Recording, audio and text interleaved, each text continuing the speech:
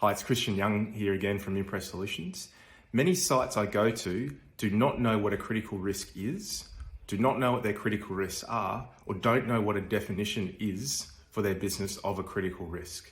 If I go to a site and ask two people, tell me what your critical risks are, I always get two different answers. The impact of not defining your critical risk is that one, there could be a real critical risk that isn't identified at all, so it slipped through the cracks, or there could be a critical risk that's identified, but it's not being effectively managed.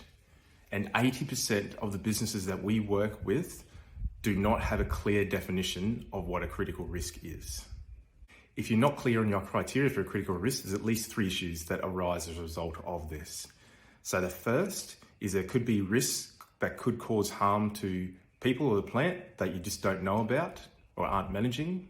Second is the frontline workers, so the people who are exposed to this could be seriously harmed or worse, don't know what these things are that could cause them harm.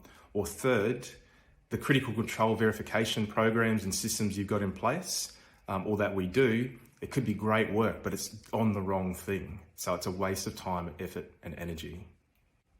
So of the 20% of the businesses that do have clear criteria on a critical risk, there's at least 3 things that they've done. So first of all, they've calculated what is the consequence level that it becomes critical. So for example, is it single fatality outcome or multiple fatality outcome? They've also defined what are the different consequence types that are in scope and out of scope for criticality. So for example, a risk that could result in serious harm to the community only, is that in scope or out of scope? And the third thing they've done is they have a well-established, simple and concise broad brush risk assessment of about 60, 70 lines maximum that identifies the critical risks and prioritizes them. So if you don't have clear criteria on a critical risk, you think there's confusion within the business or your understanding of it, then click the link to join our upcoming critical risk webinar where we go through the criteria to define what a critical risk actually is.